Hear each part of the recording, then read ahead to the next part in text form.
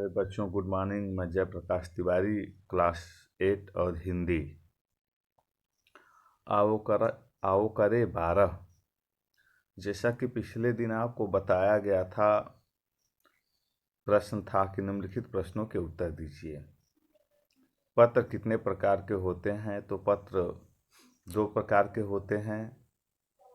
ख है औपचारिक व अनौपचारिक पत्र में अंतर बताइए। तो औपचारिक पत्र दूसरे को लिखा जाता है और अनौपचारिक पत्र अपने सगे संबंधियों को लिखा जाता है। ग है पत्र लिखते समय किन बातों का ध्यान रखना चाहिए? कोई 3 बात बताना है। तो सबसे पहली बात है कि पत्र सरल होना चाहिए, दूसरा पत्र स्पष्ट होना चाहिए और तीसरा पत्र में आवश्यक बातें का ध्यान रखना चाहिए, अनावश्यक बातें न होनी चाहिए। अब आओ करें 13।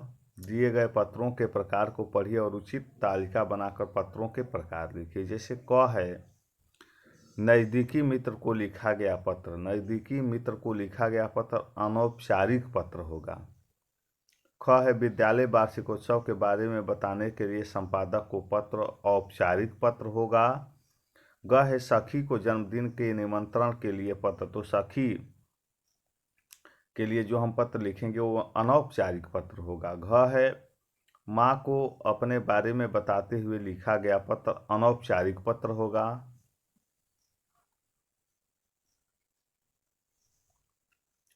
अंग है वेतन बढ़ाने के लिए विभाग अध्यक्ष को लिखा गया पत्र औपचारिक पत्र।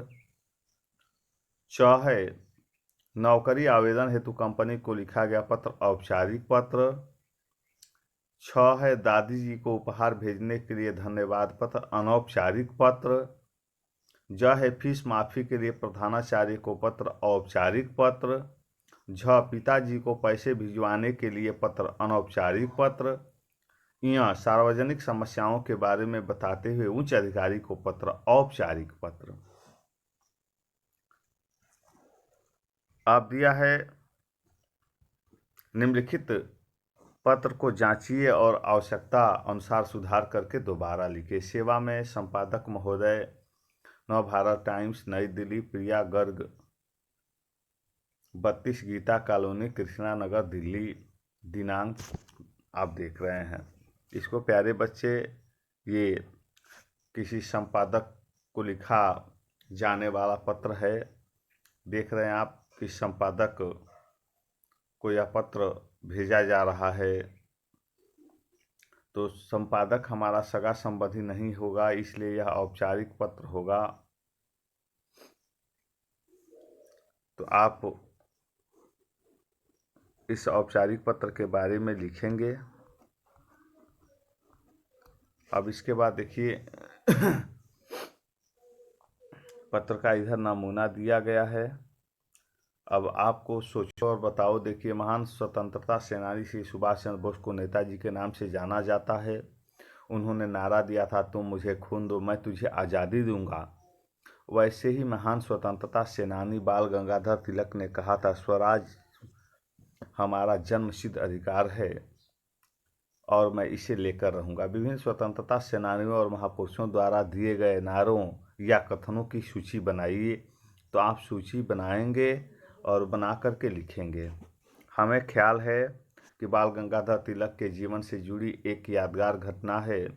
एक बार उनकी कक्षा में बच्चे मूंगफली खा रहे थे और कक्षा में ही छिलके फेंक दिए। कुछ देर बाद शिक्षक कक्षा में आए तो छिलके देखकर आग बबूला हो गए। उन्होंने सभी बच्चों को पंक्ति में खड़ा किया और सबको 2-2 छड़ी लगाने लगे। जब तिलक की बारी आई तो उन्होंने हाथ आगे नहीं किया और कहा कि छिलके उन्होंने फेंके ही नहीं तो सजा क्यों भुगतें। शिकायत उनके घर तक गई और उनके पिताजी को विद्यालय में आना पड़ा। विद्यालय आकर तिलक के पिता ने बताया कि उनके पास पैसे ही नहीं थे तो मूंगफली कहाँ से खरीदता। यदि तिलक ने उस दिन मार खा ली होती तो शायद उनके अंदर का साहस बचपन में ही दम तोड़ गया होता। बाल गंगाधर तिलक आजीवन कभी अन्याय के सामने झुके नहीं। तो ये इनकी जीवनी रही। इनके बारे में और प्यारे बच्चों आप और भी जानने का प्रयास करेंगे। तो इस वीडियो में बस इतनी ही। धन्यवाद। प्यारे बच्चों, गुड मॉर्निंग। मैं जयप्रकाश तिवारी, क्लास 8 और हिंदी। आओ करे 12। जैसा कि पिछले दिन आपको बताया गया था, प्रश्न था कि निम्नलिखित प्रश्नों के उत्तर दीजिए। पत्र कितने प्रकार के होते हैं? तो पत्र 2 प्रकार के होते हैं। ख है औपचारिक व अनौपचारिक पत्र में अंतर बताइए। तो औपचारिक पत्र दूसरे को लिखा जाता है और अनौपचारिक पत्र अपने सगे संबंधियों को लिखा जाता है। ग है पत्र लिखते समय किन बातों का ध्यान रखना चाहिए? कोई 3 बात बताना है। तो सबसे पहली बात है कि पत्र सरल होना चाहिए, दूसरा पत्र स्पष्ट होना चाहिए और तीसरा पत्र में आवश्यक बातें का ध्यान रखना चाहिए, अनावश्यक बातें न होनी चाहिए। अब आओ करें 13। दिए गए पत्रों के प्रकार को पढ़िए और उचित तालिका बनाकर पत्रों के प्रकार लिखिए। जैसे क है नज़दीकी मित्र को लिखा गया पत्र। नज़दीकी मित्र को लिखा गया पत्र अनौपचारिक पत्र होगा। ख है विद्यालय वार्षिकोत्सव के बारे में बताने के लिए संपादक को पत्र औपचारिक पत्र होगा। ग है सखी को जन्मदिन के निमंत्रण के लिए पत्र। तो सखी के लिए जो हम पत्र लिखेंगे वो अनौपचारिक पत्र होगा। घ है माँ को अपने बारे में बताते हुए लिखा गया पत्र अनौपचारिक पत्र होगा।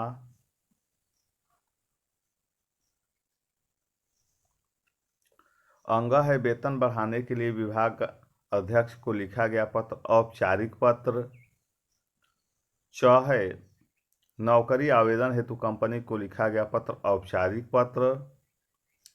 6 है दादी जी को उपहार भेजने के लिए धन्यवाद पत्र अनौपचारिक पत्र। ज है फीस माफी के लिए प्रधानाचार्य को पत्र औपचारिक पत्र। झ पिताजी को पैसे भिजवाने के लिए पत्र अनौपचारिक पत्र। यहाँ सार्वजनिक समस्याओं के बारे में बताते हुए उच्च अधिकारी को पत्र औपचारिक पत्र।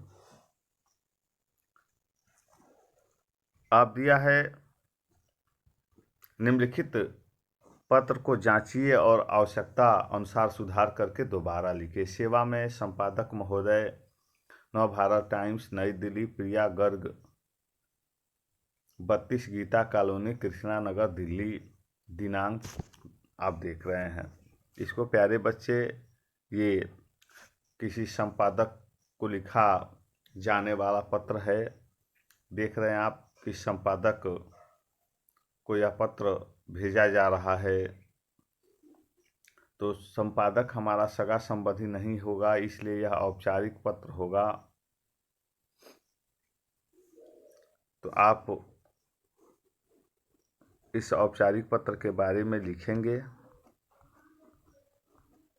अब इसके बाद देखिए पत्र का इधर नमूना दिया गया है। अब आपको सोचो और बताओ। देखिए, महान स्वतंत्रता सेनानी श्री सुभाष चंद्र बोस को नेताजी के नाम से जाना जाता है। उन्होंने नारा दिया था, तुम मुझे खून दो मैं तुझे आज़ादी दूंगा। वैसे ही महान स्वतंत्रता सेनानी बाल गंगाधर तिलक ने कहा था, स्वराज हमारा जन्मसिद्ध अधिकार है और मैं इसे लेकर रहूंगा। विभिन्न स्वतंत्रता सेनानियों और महापुरुषों द्वारा दिए गए नारों या कथनों की सूची बनाइए। तो आप सूची बनाएंगे और बना करके लिखेंगे। हमें ख्याल है कि बाल गंगाधर तिलक के जीवन से जुड़ी एक यादगार घटना है। एक बार उनकी कक्षा में बच्चे मूंगफली खा रहे थे और कक्षा में ही छिलके फेंक दिए। कुछ देर बाद शिक्षक कक्षा में आए तो छिलके देखकर आग बबूला हो गए। उन्होंने सभी बच्चों को पंक्ति में खड़ा किया और सबको 2-2 छड़ी लगाने लगे। जब तिलक की बारी आई तो उन्होंने हाथ आगे नहीं किया और कहा कि छिलके उन्होंने फेंके ही नहीं तो सजा क्यों भुगते हैं। शिकायत उनके घर तक गई और उनके पिताजी को विद्यालय में आना पड़ा। विद्यालय आकर तिलक के पिता ने बताया कि उनके पास पैसे ही नहीं थे तो मूंगफली कहाँ से खरीदता। यदि तिलक ने उस दिन मार खा ली होती तो शायद उनके अंदर का साहस बचपन में ही दम तोड़ गया होता। बाल गंगाधर तिलक आजीवन कभी अन्याय के सामने झुके नहीं। तो ये इनकी जीवनी रही। इनके बारे में और प्यारे बच्चों आप और भी जानने का प्रयास करेंगे। तो इस वीडियो में बस इतनी ही। धन्यवाद।